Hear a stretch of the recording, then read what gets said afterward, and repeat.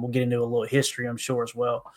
But up next, let's talk a little Romeo Doubs. This one isn't as exciting to talk about.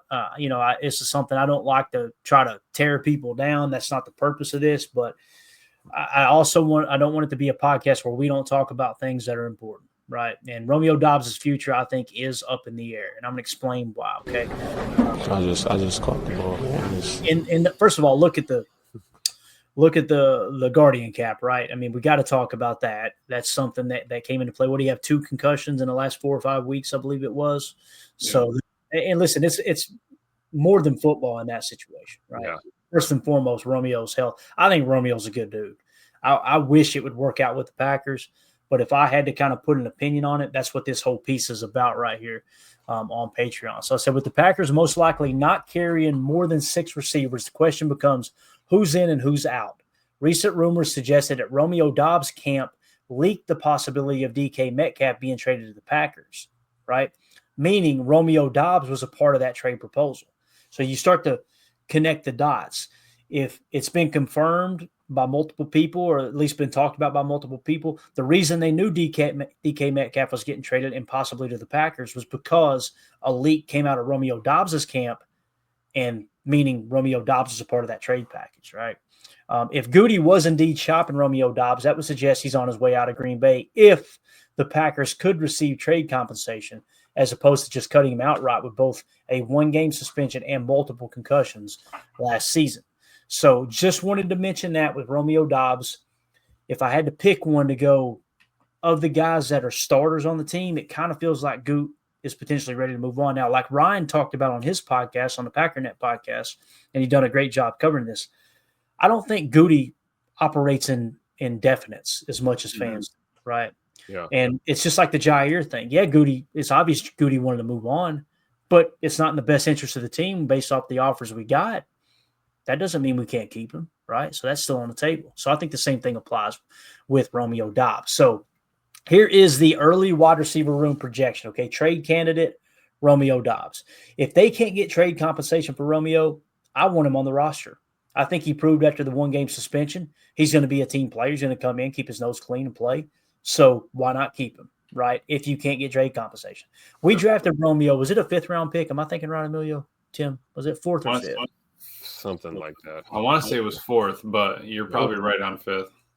So if you don't plan on re-signing him, which has kind of been the news around the Packers insiders, that they don't plan on re-signing him, I know you're kind of trading down. Like if let's say it was a 4th-round pick and you have to take a 6th, at least you're getting something, right? Yeah. As opposed to just cutting him outright. So, and if you keep him on the team, and then he goes out and hits free agency next year, there's some extra added value in a comp pick if he goes out and has a good year. So that's on the table too. So I'm not ruling out Romeo Doubs being on the team. I'm just saying, of all the people we talked about, I think he has a little bit of trade value, and there's a little bit of precedent or fire with that smoke when it comes to Brian Gutekunst potentially wanting to move on. So it's probably easier to trade Rome than it is to trade Ja at this point. Yeah, I think you're right, Tim. I really do, man. Because with Romeo, albeit the concussions are the main thing, right? And don't get me wrong, that's serious. But with Ja, it's like a little bit longer in the tooth. Injury's probably going to continue to catch up a little bit more. Yep. So my projection, and again, we're sitting here on April 29th. This will probably prove to be wrong later, but I thought it'd be fun just to kind of take an early look at it. Let's say we carry 6. That's not to say we won't carry 5, right? But let's say we carry 6 receivers, just kind of giving the benefit of the doubt to the majority of the room. I think it will be Jaden Reed, Matthew Golden, Dontavion Wicks, Savion Williams, Malik Heath, and McCole Hardman. I think that would be the 6 you would carry. Now, on IR, Christian Watson would be on IR, so that's why some people are going, whoa, what the hell? You just cut Christian Watson? No, he's going to be on IR and won't count toward the 53. So we'll make that decision in November, and by then you'll probably have a good idea on McCole Hardman or Malik Heath, which one you want him to replace there, right? Absolutely. And then practice squad candidates, I've got Bo Melton listed there, Julian Hicks, LaDedrick Griffin, Cornelius Johnson, and of course Julian Fleming will be in that ballpark there as well. Not to say we would put them all on the practice squad. That would not happen. You wouldn't carry 4 receivers. But those are the guys kind of in that camp. So with Bo Melton would be my top choice. Let's say you only carry 1 wide receiver on the practice squad. I would want it to be Bo Melton because he knows the offense. Yeah. Yep. So, And that's all we got there. So I want to get your all's take. Do you agree with that projection? Anything we said there as we get ready to wrap up? We'll start with you. Let's start with you, Tim. What do you think? Is there anything you agree with there, man? Yeah, 100% of it. If that's the route we're going, if we're going to keep 6, those would be my 6. Just super early, right? We haven't seen OTAs, we haven't seen camp, nothing. I would be okay with those 6 right there. And then hopefully Christian Watson, like you said, coming back off IR sometime before Thanksgiving, hopefully in a perfect world, right? Would be great. And then, you scroll down there and you look at your practice squad guys. Obviously, Bo Melton's going to be the first name on the list, but I definitely agree with these 6 because I believe that Malik Heath is going to win that spot. I really do. I think he's going to win that roster spot, and he's proven to deserve it. He brings a lot of pop to that offense. He gets limited reps, but every time the guy's on the field, he makes a play. Whether that's a key block or a key catch. There's a handful of guys on this team that are really good at the contested catch, and Malik Heath is definitely one of them for sure. So I like that lineup. Yeah, and I understand there's going to be people that disagree, Emilio, with the Malik Heath talk, but we just walked through all the important metrics. Like, the numbers don't lie. They don't.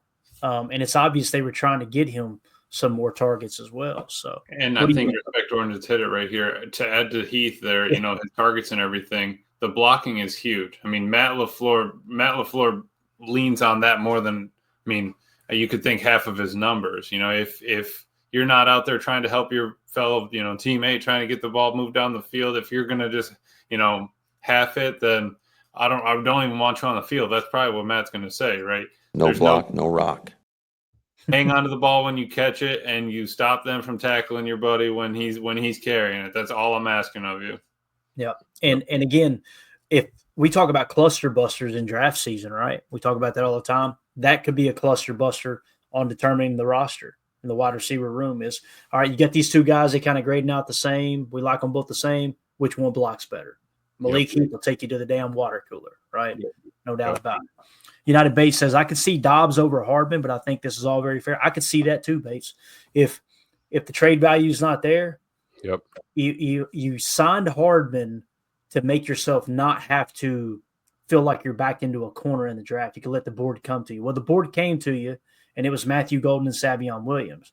So now you can part ways with Mecole Hardman because Matthew Golden can return. I don't know if they'll use him like that. Maybe Savion can return. That's possible. There's someone else we signed recently too, not a receiver. I'm trying to think of who it was that had return ability. I can't remember. One of the corners. It might have been one of the corners that we drafted or signed in undrafted free agency. But with that being said, if the trade value is not there and you decide to keep Doubs, I would personally rather have Romeo Doubs over Mecole Hardman. I'm just kind of painting that picture, and I know you understand this, that if he is going to be traded or let go, Mecole probably makes the roster. So, I want to make that clear. I like Romeo Doubs. I think Romeo Doubs is one of the better receivers on this team. I think he's a guy who can play in the phone booth. He can play balance reacts. He can make contested catches. When he's on, he's on. And, Tim, it kind of – and we'll wrap up with this.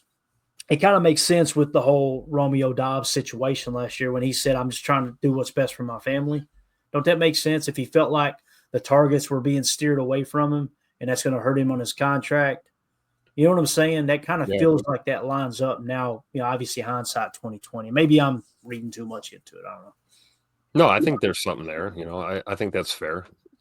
We're on the outside looking in at this situation, but I can see why he would feel that way. I mean, we as fans, we love this game, right? And it's a game. It's a game. Well, it's only a game when you're on the field. Everything else is got to be about your business, and you got to think about your future because, let's be real. If you're lucky to play 5 seasons in the NFL, that's a blessing.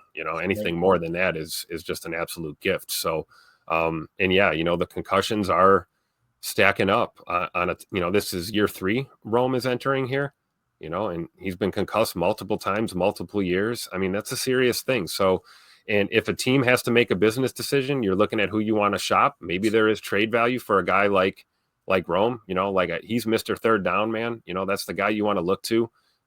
Good hands, like you said, can play in a phone booth. There is some value. Like you said, it's just trying to get the most you can for him. And if not, hell yeah. He's a Packer. Keep him on this team. and let's roll forward for sure. Right. Because you're right. I mean, Tim, you're right. You get through that 4-year rookie deal. You're trying to get that paycheck. You're trying to get that money. To set you up for life. There's not much else you can do for yourself besides getting the ball and making it happen on the field. And if it's not going to happen on this team, you got to show up for the next team. Yep. They're always looking to replace. Yep. That's right. Our Aaron Rodgers, not the Aaron Rodgers. Shout out to him too, man, about to finish school and take the next step, I believe, in his studies for sports journalism. Shout out to him. That's absolutely awesome, man. Going to be out there living the dream, covering sports. Good stuff. He says, question, trade proposal for y'all. Doubs and a 4th rounder for Greg Newsome, cornerback from Cleveland.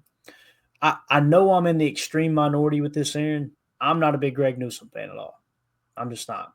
I know there's a lot of Packer fans that like him. I believe he was highly touted coming into the draft when he came into the league.